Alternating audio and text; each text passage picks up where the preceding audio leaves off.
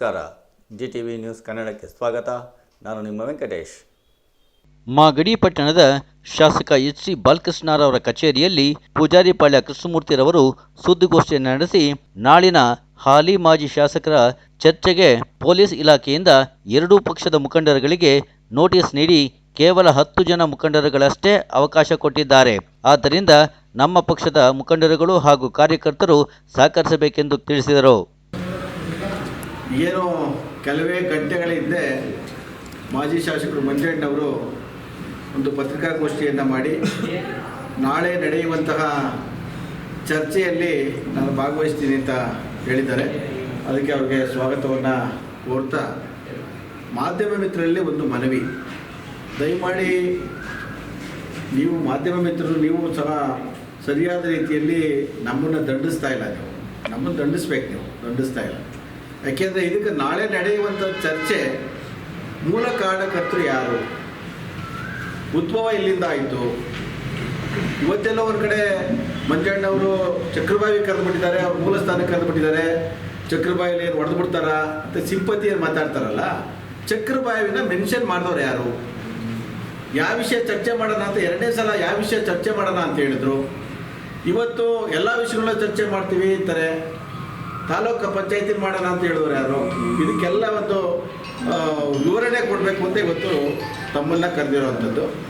ಈಗ ಮೊದಲನೇದಾಗಿ ಮಂಜಣ್ಣವರು JDS ಕಚೇರಿಯಲ್ಲಿ ರೋಷವಾಗಿ ಅವತ್ತು ಎಲ್ಲ ಹಗರಣಗಳಾಗ್ಬಿಟ್ಟದೆ, ಸುಮಾರು ಹಗರಣಗಳಾಗ್ಬಿಟ್ಟದೆ ಅಂತೇಳಿ ಹಲವಾರು ಹಗರಣಗಳನ್ನ ಹೇಳ್ಕೊಂಡು ಏನು ನಕಲಿ ಚಿನ್ನ ಮತ್ತು ಚಕ್ರಬಾಯಿಲಾಗಿರೋಂಥ ಇದಕ್ಕೆ ನಾನು ಚಕ್ರಬಾಯಿಲ್ ಬರಲಿಕ್ಕೆ ರೆಡಿ ಅಂತೇಳಿ ಪ್ರಪ್ರಥಮವಾಗಿ ಪೀಠಿಕೆ ಆಗ್ತಂಥವ್ರು. ನಾನು ಬರೀ ಚಕ್ರಬಾಯಿಲೇ ಬಂದು ಚರ್ಚೆ ಮಾಡಲಿಕ್ಕೆ ರೆಡಿ ಇದ್ದೀನಿ, ನನ್ನ ಹತ್ರ ಎಲ್ಲ ದಾಖಲೆಗಳಿದೆ ಅಂತ ಹೇಳಿ ಪೀಠಿಕೆ ಆಗ್ತರು ಮಂಜಣ್ಣವರು.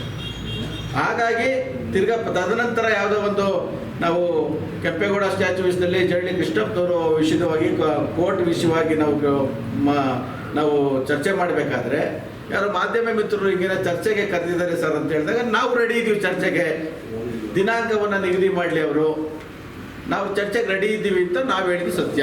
ಇದು ತಿರ್ಗಾ ಮತ್ತೆ ಇಲ್ಲಿ ತಿರ್ಸೋದು ಬೇಡ, ಇಲ್ಲಿ ನಾವ್ಯಾವುದು ತಿರುಸ್ತಾ ಇಲ್ಲ. ನಾವು ಕರೆಕ್ಟಾಗಿ ಅವ್ರು ಏನು ನಡೀತು ಅಂತ ನಾವು ಅದನ್ನು ಹೇಳ್ತಾ ಇದ್ದೀವಿ.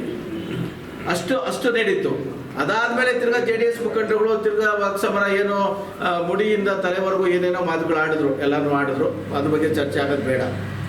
ನಾವು ಒಂದು ತಿರ್ಗಾ ದಿನಾಂಕವನ್ನು ನಿಗದಿ ಮಾಡಿ ನಮ್ಮ ಶಾಸಕರ ಬಗ್ಗೆ, ನಮ್ಮ ನಾಯಕರು ತಮ್ಮಾಜಣ್ಣವ್ರ ಬಗ್ಗೆ ನೀವು ಆರೋಪವನ್ನು ಮಾಡ್ತಾ ಇದ್ದೀರಾ. ದಿನಾಂಕವನ್ನು ನಿಗದಿ ಮಾಡಲಿಲ್ಲ. ನೀವು ಹೇಳಿದ ಪ್ಲೇಸಲ್ಲೇ, ನಾವು ಹೇಳಿದ ಪ್ಲೇಸ್ ಅಲ್ಲ. ಚಕ್ರಬಾವಿ ಅಂತ ಹೇಳಿದ್ದು ಬಾಲಣ್ಣವ್ರ ಪ್ಲೇಸ್ ಅಲ್ಲ, ಇಲ್ಲ ನಾನಾಗಲೇ ಅಲ್ಲ, ತಮ್ಮಾಜಣ್ಣವ್ರಾಗಲೇ ಅಲ್ಲ. ಮಂಜಣ್ಣವರು ಅಲ್ಲಿಗೆ ಬರ್ತೀವಿ ಅಂತ ಹೇಳಿದಾಗ 25ನೇ ತಾರೀಕು 11 ಗಂಟೆಗೆ ಅಂತೇಳಿ ಫಿಕ್ಸ್ ಮಾಡಿದ್ದು ನಾವೇನೆ. ಅದೊಂದು ಬಿಟ್ಟರೆ ಬೇರೆ ಎಲ್ಲ ಇದಕ್ಕೂ ಮಂಜಣ್ಣವರೇ ಕಾರಣ. 11 ಗಂಟೆ ಫಿಕ್ಸ್ ಮಾಡಿದ್ದೀವಿ. ತದನಂತರ ಇನ್ನೊಂದೇನು ಬಂತು, ಚಕ್ರಬಾವಿಯಲ್ಲಿ ಯಾಕೆ ಚರ್ಚೆ ಆಗಬೇಕು, ಚಕ್ರಬಾವಿಯಲ್ಲಿ ಬೇಕಾದ್ರೆ ಕುದೂರು ಗೋಲ್ಡು ಮತ್ತು ಏನೋ ಚಕ್ರಬಾವಿದ ಹಗರಣ ಆಗಿದೆ, ಅದು ಮಾತ್ರ ಚರ್ಚೆ ಆಗಲಿ, ಬಾಕಿದೆಲ್ಲ ತಾಲೂಕ್ ಪಂಚಾಯತಿಲಿ ಚರ್ಚೆ ಆಗಲಿ ಅಂತ ಅವರು ಹೇಳಿರುತ್ತೋ. ನಾವು ಹೇಳಿದ್ದಲ್ಲ, ಅವರು ಹೇಳಿರುವಂಥದ್ದು. ಅದಕ್ಕೆ ನಾವು ಹೇಳೋ ಕೃಷ್ಣಮೂರ್ತಿ ಯಾರು ಹೇಳೋಕ್ಕೆ, ಕೃಷ್ಣಮೂರ್ತಿ ಯಾರು ಅವರು ನನಗೆ ಹೇಳಲಿಕ್ಕೆ, ದಿನಾಂಕ ಬಂದು ಮಾಡಲಿಕ್ಕೆ ಯಾರು, ಶಾಸಕರ ಕರೆದ್ರೆ ಬರ್ತೀವಿ ನಾವು ಅಂತ ಅದನ್ನು ಹೇಳಿ. ಹಾಗಾಗಿ ಈಗ ಶಾಸಕರನ್ನೇ ಖುದ್ದಾಗಿ ನಾವು ರೆಡಿ ಇದ್ದೀವಿ ಅಂತೇಳಿ ಒಂದು ಸಂದೇಶವನ್ನು ಕೊಟ್ಟಿದ್ದಾರೆ.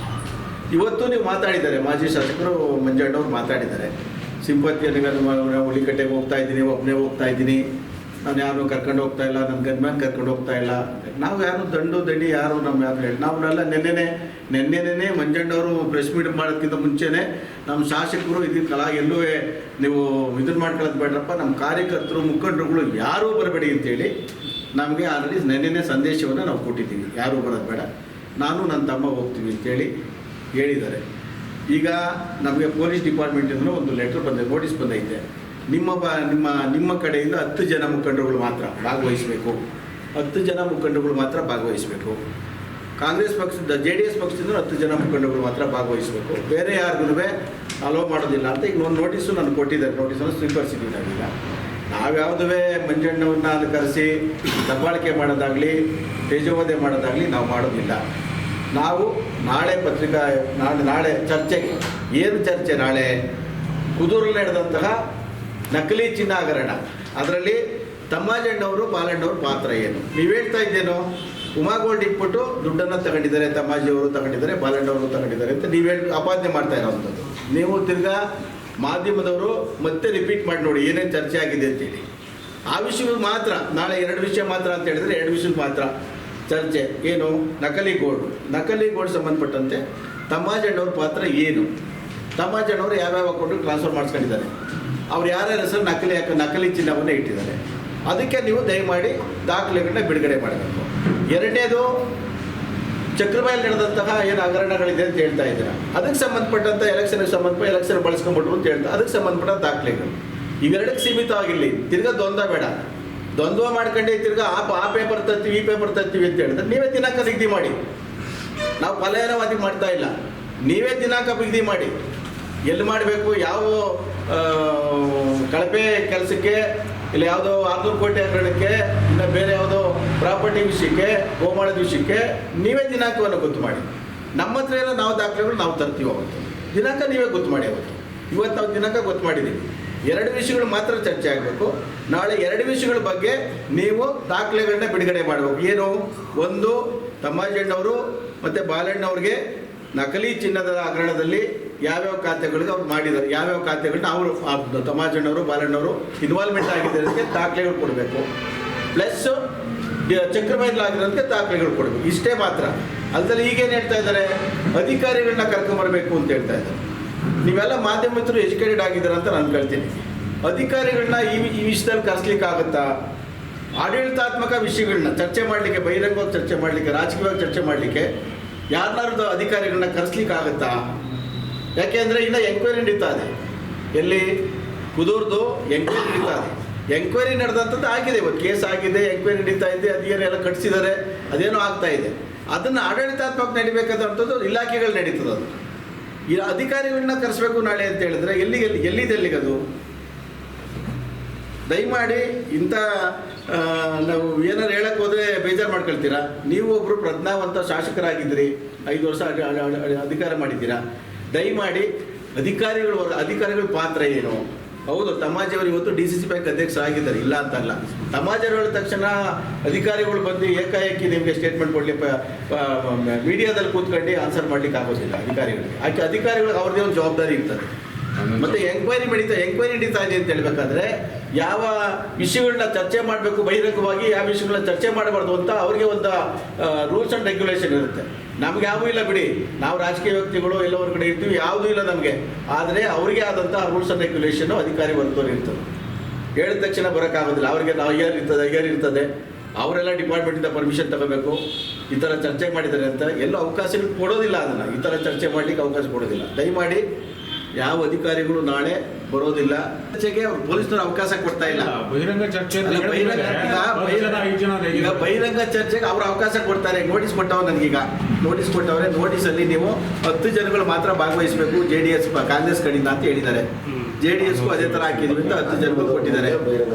ಬಹಿರಂಗ ಮಾಧ್ಯಮಗಳ ಮುಂದೆ ಬಹಿರಂಗ ಚರ್ಚೆ, ಪಬ್ಲಿಕ್ಸ್ ಆಗಿ ಮಾಡೋಕ್ಕಾಗೋದಿಲ್ಲ. ಇದನ್ನು ಮಾಧ್ಯಮಗಳ ಮುಂದೆ ಬಹಿರಂಗ ಚರ್ಚೆ ಅಂತ ಹೇಳಿದ್ದಾರೆ.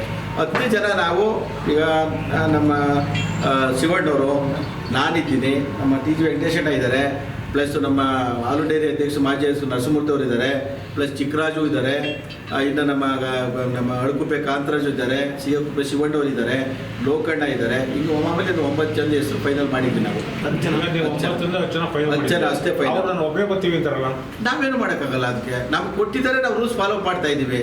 ಅವ್ರು ಒಬ್ಬರೇ ಬಂದ್ರು ನಾವೇನು ಮಾಡೋಕ್ಕಾಗ್ತದೆ? ನಾವ್ಯಾರು ಅವ್ರಿಗೂ 10 ಜನಕ್ಕೆ ಅವಕಾಶ ಕೊಟ್ಟಿದ್ದಾರೆ, ಲೆಟರ್ ಕೊಟ್ಟಿದ್ದಾರೆ. ನಾವೇನು ಮಾಡೋದು? ನಾವೇನು ಇರೋದಲ್ಲ. ನಾವೇನಲ್ಲಿ ಬಂದು 10 ಜನ ಬಂದು ನಾವೇನು ಮಾತಾಡೋಕ್ಕಲ್ಲ, ಸುಮ್ಮನೆ ಕೂತಿರ್ತೀವಿ ಅಷ್ಟೇ. ನಾವೇ ಅವ್ರೇನು ಪ್ರೊಡ್ಯೂಸ್ ಮಾಡ್ತಾರೋ ಅದು ನೋಡ್ತಾ ಇರ್ತೀವಿ ಅಷ್ಟೇ. ನಾವೇನು ಶಾಸಕರು ಮತ್ತೆ ಅವ್ರ ಮೇಲೆ ಸರ್ ಅವರೇ ಕೇಂದ್ರ. Okay sir, thank you.